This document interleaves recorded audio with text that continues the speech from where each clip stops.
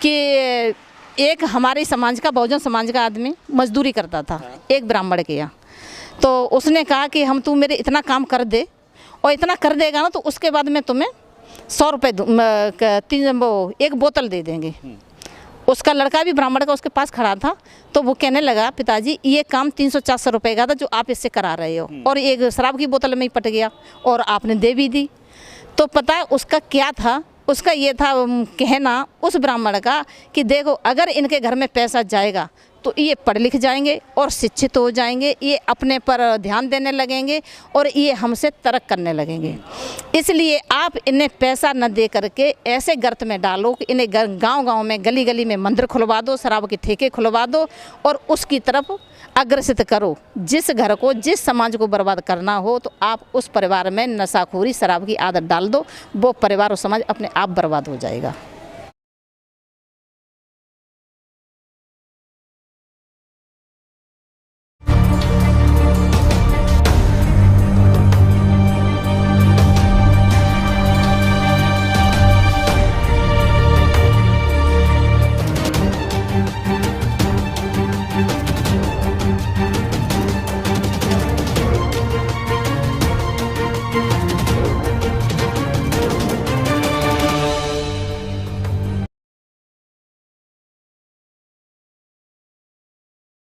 सभी साथियों को जय भीम नवोदय।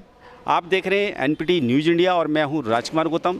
मेरे साथ हैं आज जो है उमेश बोध जी, और देखा जाए तो काफ़ी समय से जो है महिलाओं को जागृत करने का काम कर रही हैं, घर घर जाकर जो है लोगों को समझाने का काम कर रही हैं। आज जो देश के अंदर वर्ण व्यवस्था चल रही है, ये ब्राह्मणवाद, पाखंडवाद, उसके खिलाफ जो पाखंड रचे जा रहे हैं इस देश की महिलाओं के साथ में, उनके लिए अवेयर करने का काम कर रही हैं। सबसे पहले आपको जय भीम। सभी दर्शकों को जय भीम, नमो बुद्धाय, और हमारे इन राजकुमार जी को बहुत बहुत नमो बुद्धाय, जय भीम। अच्छा, देखा जाए जी उमेश बोध जी, 15 अगस्त 1947 को हमारा देश आज़ाद हुआ और आज भी कहीं ना कहीं हम अपने आप को आज़ाद नहीं मानते। इस आज़ादी को किस महीने में आप देखते हैं, क्या कहना चाहेंगे इसको लेकर? 15 अगस्त को देश तो आज़ाद हुआ था, हाँ। लेकिन आज़ादी, गुलामी भी हमारी दो तरह की थी। हाँ। एक मानसिक गुलामी, दूसरी शारीरिक गुलामी। हाँ। तो शारीरिक गुलामी उस समय जो थी उसमें बंधुआ मजदूर बना लिए जाते थे, यानी बंधुआ मजदूर बना लिए, काम के पैसे नहीं देने, ये तो शारीरिक गुलामी हुई। शारीरिक गुलामी तो आज़ादी मिल चुकी, लेकिन हमारी मानसिक रूप से गुलामी नहीं हुई, मतलब आज़ाद नहीं हुए। जो मानसिक रूप से गुलाम थे आज़ाद नहीं हो पाए हैं, विशेषकर हम महिलाएं। मानसिक रूप की गुलामी ये है कि जैसे अगर इन्होंने, ब्राह्मणों ने अपने धर्म ग्रंथ में लिख दिया कि आज ये त्यौहार मनाना है तो आप वही मनाओगे। अगर उन्होंने ये कह दिया है कि आपको करवा चौथ का व्रत रखना है तो आप रखोगे, यानी ये नहीं सोचोगे कि इसके रखने से कुछ होगा कि नहीं होगा। वो ये कह देंगे इस दिन ये पूजा करनी है तो आप उसी दिन करोगे, अदरवाइज नहीं करोगे। ये हमारी मानसिक गुलामी है। मानसिक गुलामी से हम महिलाएं तो आज़ाद नहीं हुए हैं। और हम थोड़ा बहुत जो भी कुछ जानकारी हुई है वह हम अपनी बहनों को जा करके बताते हैं, जिससे वो भी थोड़ा बहुत इसमें जानकारी ले सकें। अभी देखा जाए तो सही मायने में जो गुलामी की हम बात कर रहे हैं, 15 अगस्त 1947 को देश आज़ाद हो गया, लेकिन हम अभी भी दोहरी गुलामी जिस तरीके से हम बात कर रहे थे, चाहे वो मानसिक रूप की गुलामी हो या इसके अलावा जो है वर्ण व्यवस्था की गुलामी हो, क्या आपको नहीं लगता कि आज भी वर्ण जो व्यवस्था है, जो इस देश के अंदर पाखंडवाद चल रहा है, क्या हम आज भी उसके गुलाम हैं? हाँ हैं। आज भी हम, मान लो कुछ महिलाएं तो निकल आई हैं वर्ण व्यवस्था के अनुसार। हम महिलाओं की तो बहुत बुरी स्थिति है। यानी जो इन्होंने 4 वर्ण बनाए, ब्राह्मण, क्षत्रिय, वैश्य और शूद्र। अब शूद्र महिला ये नहीं है कि हमारे यानी बहुजन समाज की महिलाएं हैं, हर समाज की महिलाएं यानी शूद्रों से गई गुजरी हालत थी। हमें किसी के सामने बोलने का हद का अधिकार नहीं था, किसी से सिर्फ हम चूल्हा चौका कर सकते थे और हम लोग उनकी दास्ता यानी घर की उपभोग की मशीन है हम उनकी। यानी जिस तरह से वो चाहेंगे उस तरह। इसलिए उन्होंने क्या किया, इसमें उन्होंने ये किया कि अगर ये बाहर निकलेंगी, पढ़ने लिखने का हमारे लिए अधिकार नहीं था बिल्कुल भी उस समय। मनुस्मृति के अनुसार हमारे पास कोई पढ़ने लिखने का अधिकार नहीं था। हम अपने से बड़ों से बोल नहीं सकते थे। घर में चाहे मारो पीटो कुछ भी करो, यानी रहना घर में, आप बड़ों के सामने बिल्कुल नहीं बोल सकते थे। महान है हमारे बाबा साहब जिन्होंने हम महिलाओं को बोलने की यानी जुबान दी है, जिन्होंने हमें अच्छे कपड़े पहनने का हक अधिकार दिया है, ये हमारे बाबा साहब ने दिया है। महिला, किसी भी समाज को महिला आज तक समझ नहीं पा रही है कि हमारे बाबा साहब ने हमारे लिए क्या किया है। आज जो पैर की जूती महिला समझी जाती थी उसे सर का ताज हमारे मसीहा बाबा साहब भीमराव अम्बेडकर ने बनाया है। यानी एक महिला मंदिर में वो कोई पादरी नहीं बन सकती है, मंदिर में पुजारी नहीं बन सकती है, किसी गुरुद्वारे की नहीं, लेकिन वही महिला राष्ट्रपति भी बन सकती है, प्रधानमंत्री भी बन सकती है और एक वो प्लेन भी उड़ा सकती है। ये हमारे संविधान के अनुसार जो हमारे बाबा साहब ने दिए हमें, उनके अनुसार महिला आज बहुत कुछ कर सकती है। लेकिन कुछ महिलाएं अभी भी हैं जिन्हें नहीं जानकारी है। हम अभी भी मानसिक रूप से गुलाम हैं, हम पूरी तरह आज़ाद नहीं हुए हैं। अच्छा उमेश जी, बड़ा महत्वपूर्ण सवाल है। अगस्त का महीना चल रहा है और देखा जाए तो कहीं ना कहीं जो ब्राह्मणवाद की संस्कृति है हम लोगों के ऊपर थोपी गई है एक तरीके से। रक्षाबंधन का समय आ रहा है, रक्षाबंधन का त्यौहार है। क्या आपको लगता है कि रक्षाबंधन का त्यौहार मनाने से महिलाओं का सशक्तिकरण होगा या बाबा साहब के संविधान से होगा? रक्षाबंधन बनाने से सशक्तिकरण कैसे होगा, मेरी ये समझ में नहीं आता। एक बात, एक बहन से रक्षाबंधन का भाई रक्षा करेगा, भाई उसका अपाहिज है और छोटा है, बहन समर्थ है, तो क्या वो भाई उसकी रक्षा करेगा या बहन उसकी रक्षा करेगी? राखी बांधने से अगर बहन भाई का प्यार इतना ही बढ़ता तो बहुत से भाई तो बहनों को मारते पीटते घर से बाहर निकाल देते हैं। वो भी तो बहन है और वो भी भाई है। तो ये भाई बहन का धागा बांधने से कुछ नहीं होता। ये धागा हमारी गुलामी का धागा है जो हमारे हाथों में हमें शुरू से बंधवाया गया है, या हम लोगों को गुलाम बनाने के लिए बनाया गया है ये। और अगर हम संविधान हैं तो संविधान से हमें बहुत हक अधिकार मिलते हैं, सारे मौलिक अधिकार हैं। यानी हम घर से बाहर जा सकते हैं, पढ़ लिख सकते हैं और हम खड़े हो सकते हैं, अपनी बात सबके सामने रख सकते हैं। तो ये रक्षाबंधन ना हो करके जो भारतीय संविधान है वो हमारे लिए ज़्यादा महत्वपूर्ण है। अच्छा देखा जाए उमेश जी, 29 अगस्त 1932 को जो है डॉक्टर भीमराव अम्बेडकर जी ने लॉर्ड माउंटबेटन की अध्यक्षता में हमें हमारे जो मौलिक अधिकार थे उनको दिलाया था। चाहे वो मेले ठेले में जाना हो, सार्वजनिक स्थल पे पानी पीना हो या शादी ब्याह में बैंड बाजे से घोड़ी पे चढ़ने का काम हो, जो हमारे लिए मनुस्मृति में निषेध था। तो क्या आप मानते हैं कि बाबा साहब ने अगर हमारे अधिकारों की लड़ाई नहीं लड़ी होती तो क्या आज हम इसी स्थिति में होते जो हैं? नहीं, अगर बाबा साहब हमारे लिए हक अधिकार नहीं लड़ते ना तो हमारी स्थिति इतनी बुरी होती। हम सभी महिलाओं की, हम एक समाज की महिला की बात नहीं कर रहे हैं, सर्व समाज की महिलाओं की बात कर रहे हैं कि हम महिलाओं को घर से निकलने नहीं जाता, यानी पैर की जूती समझा जाता। और पैर की जूती समझ करके हमें जो कुचला और मसला जाता ना, वो आप अभी भी देख सकते हो। कई जगह हम महिलाओं की ये स्थिति है कि कोई भी जाकर के कुछ भी कर सकता है। अगर उस हम महिलाओं के लिए अगर कोई मचला है तो हमारे मसीहा बाबा साहब भीमराव अम्बेडकर मचले हैं, जिन्होंने हमें ला करके यहाँ खड़ा कर दिया, पैर की जूती से मतलब सर का ताज बना दिया है। आज महिलाएं फाइटर भी, वो प्लेन भी उड़ा रही हैं, ट्रेन भी चला रही हैं और राष्ट्रपति भी बन रही हैं, मुख्यमंत्री भी बन रही हैं। तो वो सिर्फ और सिर्फ हमारे बाबा साहब भीमराव अम्बेडकर की वजह से। अच्छा देखा जाए उमेश जी, अभी अगस्त का महीना चल रहा है, त्योहारों की झड़ी लगी हुई है, इसमें श्री कृष्ण जन्माष्टमी भी आ रही है। क्या श्री कृष्ण जन्माष्टमी मनाने से हमारा उद्धार होगा या बाबा साहब के मिशन और मूवमेंट को चलाने से हमारा उद्धार होगा?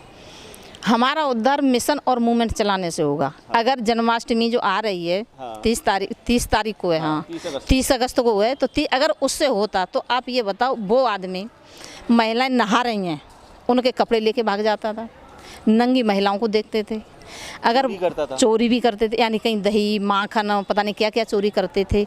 और उनके कम से कम 16,000 शायद रानियाँ थीं। और आज के समय अगर वो कृष्ण होते हैं तो संविधान के दायरे में आकर के वो जेल में होते हैं। वो भला क्या करेंगे? उनकी शादी किससे हुई है? रुक्मणी से। और साथ देखो आप किसके दिखाई देते हैं? राधा के। तो जब वो अपनी पत्नी के साथ नहीं रहते हैं तो हम लोगों को कहाँ से रहने देंगे? यानी उनके अंदर छल कपट इतना है, अगर आप उन्हें बांधोगे। इसी बात पे हम कहना चाहेंगे कि जैसा चित्र और वैसा चित्र, अगर हम इनके चित्र अपने घर में रखेंगे तो आप अपनी संस्कृति को नहीं सुधार सकते हो, आप अपने बच्चों को नहीं पढ़ा लिखा सकते हो। कि इसी पे कहना चाहेंगे, हम अगर अपने घर में बाबा साहब भीमराव अम्बेडकर, कृष्ण, भोले, जितनी भी सबकी तस्वीर रख लो और उसमें आप ये पूछो, अपने बच्चे से ही कहो कि बच्चा आपका कहने लगे मम्मी मैं इस भोले की तरह बनेंगे। यानी जो सावन का महीना चल रहा है ज़्यादातर उन्हीं पे चल रहा है। जो कोई भी नशा ऐसा नहीं है जो भोले नहीं करते। यानी इतने जहरीला था कि सांप को अपनी गर्दन में टांगते थे तो उससे भी डर नहीं लगता था। धतूरा भांग जो भी कुछ था, क्या कोई भी माँ कह देगी कि नहीं बेटा तू ऐसा बन जा? जहाँ तक मैं जानती कोई महिला ये बात नहीं कहेगी। और वो कहे कि नहीं मैं तो कृष्ण की तरह बनूंगा।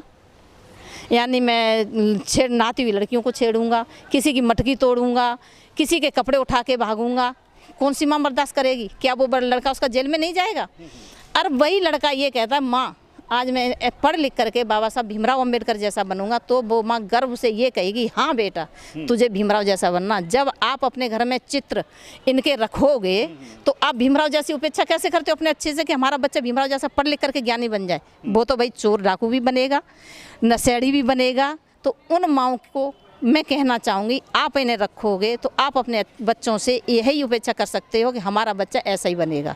अगर आप अपने घर में पढ़े लिखे विद्वान की तस्वीर रखोगे तब आप उपेक्षा कर सकते हो हमारा बच्चा पढ़ेगा लिखेगा और अच्छे संस्कार मिलेंगे।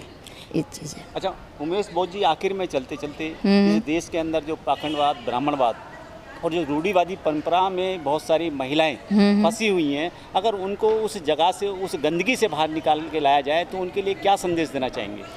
मैं ये कहना इस समय महिला क्या, देखो हमने भी ये किया है, लेकिन हम लोगों ने पढ़ा है, पढ़ करके जाने और थोड़े छोटे छोटे कैडरों में जा करके जाना है। और उसके लिए मैं अपना खुद का ही एग्जाम्पल देना चाहेंगे। मेरे घर में 3 बच्चे हैं। हमारा हम भी पूजा पाठ करते थे, तो जितनी भी मूर्तियाँ थी हमारे घर में मेरे हस्बैंड ने सारी ले जा करके कूड़े में फेंक दी थी। तो यानी सबसे बुरा तो मेरा होना चाहिए था कि उनके घर में एंट्री नहीं है, वो हमारे घर में उस चीज़ की।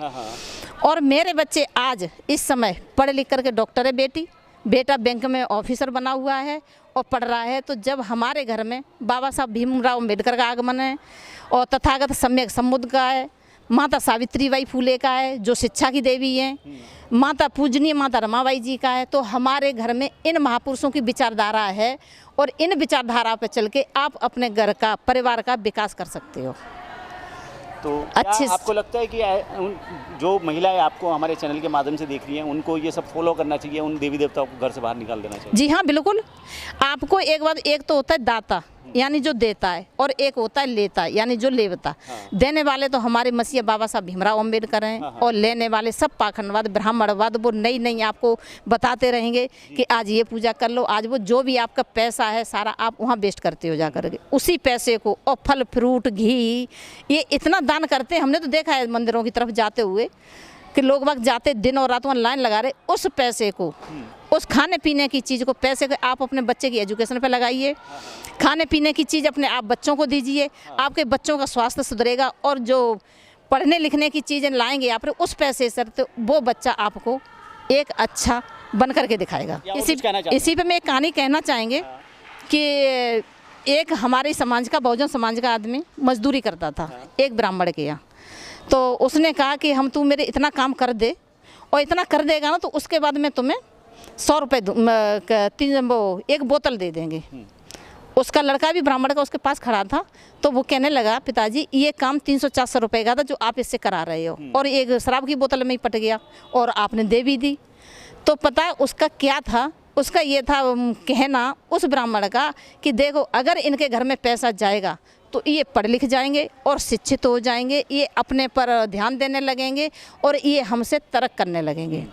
इसलिए आप इन्हें पैसा न दे करके ऐसे गर्त में डालो कि इन्हें गांव-गांव में, गली-गली में मंदिर खुलवा दो, शराब के ठेके खुलवा दो और उसकी तरफ अग्रसित करो। जिस घर को, जिस समाज को बर्बाद करना हो तो आप उस परिवार में नशाखोरी, शराब की आदत डाल दो, वो परिवार और समाज अपने आप बर्बाद हो जाएगा।